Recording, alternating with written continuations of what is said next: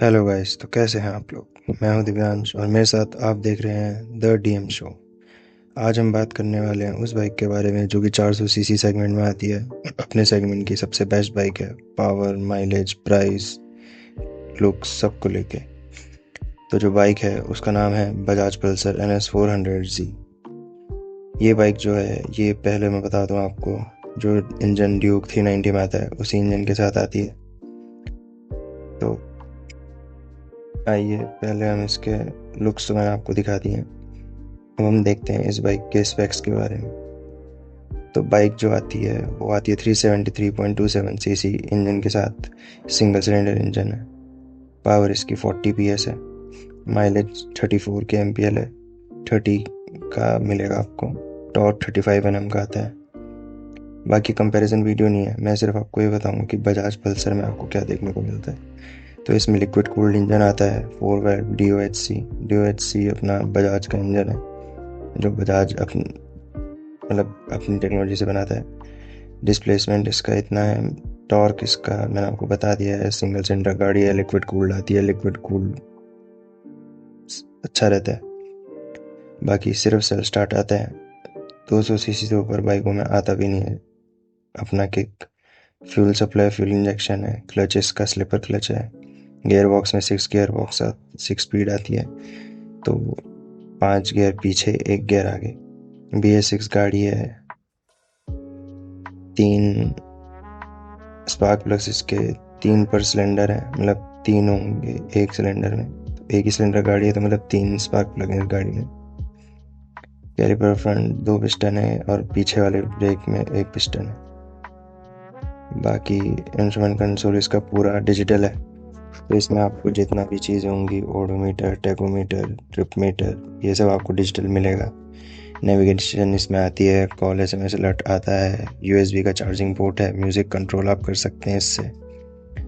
इसमें आपको throttle control देखने को मिलता है। सीट इसकी स्प्लिट है, मतलब दो दो सीट बटी हुई है। राइडर के लिए अलग, पिलियन के लिए अलग।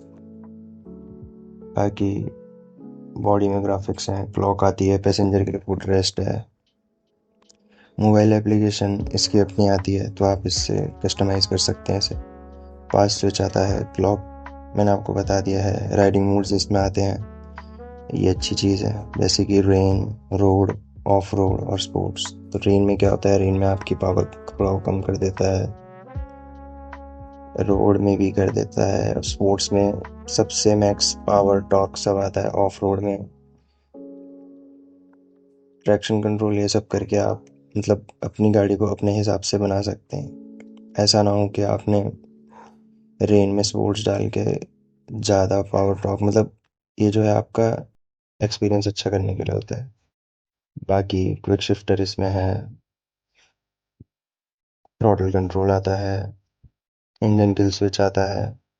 ये बेसिक चीज़ें हैं जो आजकल सब में आती हैं। सारी गार्ड आता है इसमें। व्हीकल लोकेशन ट्रैकिंग है इसमें। हैजार्ड वार्निंग लाइट्स हैं, मतलब हार्मोन इंडिकेटर एक साथ जलते हैं इसमें। ओवरऑल माइलेज इसकी 34 लिखी है इसमें, पर आपको 30 मिलेगी। मतलब ज़्यादा भी मिल सकती है, पर एवरेज जो आता है आपका 30 ही रहता है। 0 से लेके 100 का इसका जो एक्सेलरेशन है वो 6.4 सेकेंड का है। बाकी 12 लीटर की इसकी टंकी है। 1.9 लीटर जो कि फ्यूल रिजर्व रहता है। सैटेलाइट इसकी 807 mm है, मतलब 5'6" की हाइट का जो राइडर है वो इसे ईजिली चला लेगा। ग्राउंड क्लियरेंस इसकी 168 mm है। व्हील बेस इसका 1344 mm है। कर्ब वेट इसका 174 kg है। पिलियन के लिए सीट है और ग्रैब रेल्स दोनों है। हेडलाइट इसका जो सेटअप है इसका, वो जो मेन प्रोजेक्टर लैंप है आगे हेडलाइट में, और बाकी DRLs हैं आगे, LED, और टर्न सिग्नल लैंप, पीछे बैक लैंप सब इसके LED हैं।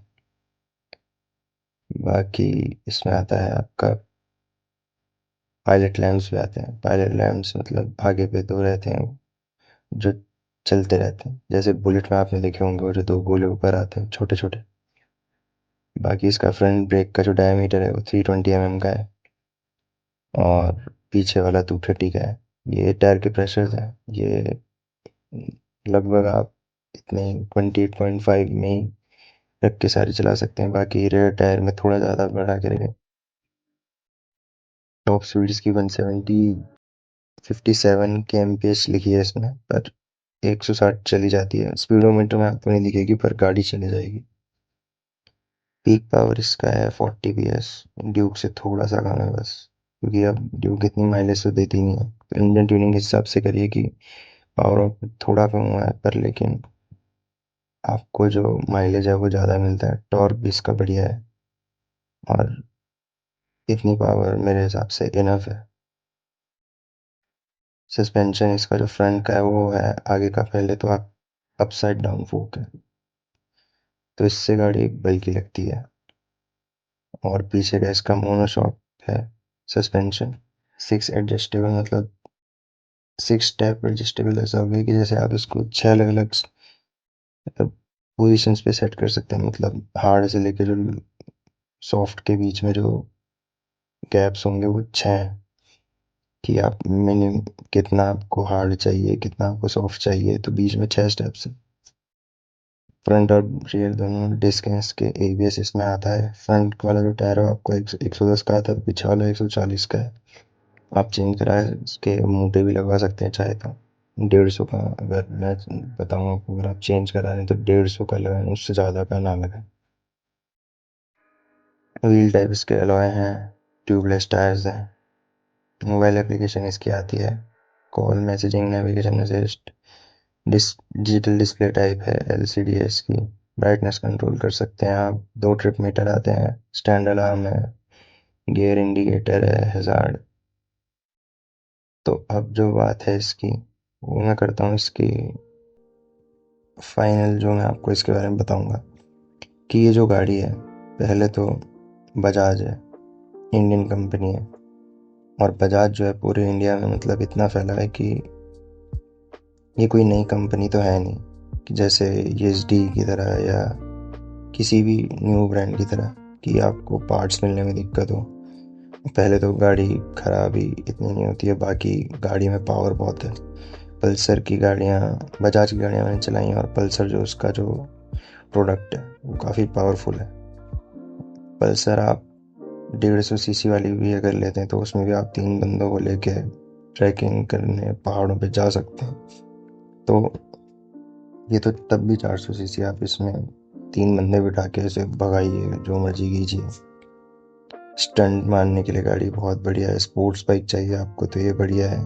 और मेन बात ये है कि ये नेकेड बाइक है, तो नेकेड बाइक में आपका पोस्चर भी सही रहता है, आपको दिक्कत नहीं आती है कमर, back pain, shoulder pain, wrist pain, और भी बहुत सारे पेन होते हैं जो कि एक फुल्ली फेयर्ड स्पोर्ट्स बाइक को लेके होते हैं, क्योंकि उसमें झुक के बैठना पड़ता है, तो हर जगह थोड़ा थोड़ा स्ट्रेस पड़ता है। पर ये इसमें आप फ्रंट होके बैठते हैं तो ये सही रहती है।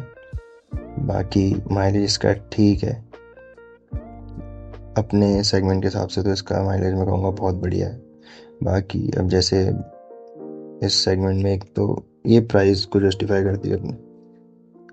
अगर आपको ऐसा लगता हो कि और जो बाइक हैं जैसे अपाचे है या केटीएम की आती है तो उसमें फीचर्स ज़्यादा हैं, पर फिर आप ये भी देखिए कि बाइक भी 2.5 लाख में मिल रही है, वो 3 लाख से ऊपर की बाइकें हैं सारी।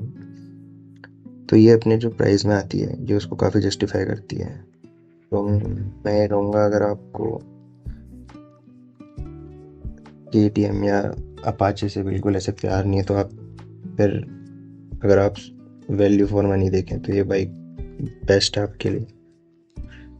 तो यही था आज के वीडियो में। अब तक आप इस वीडियो को लाइक करें, शेयर करें और मेरे चैनल को सब्सक्राइब करें। मिलते हैं अगले वीडियो में और नई इन्फॉर्मेशन के साथ।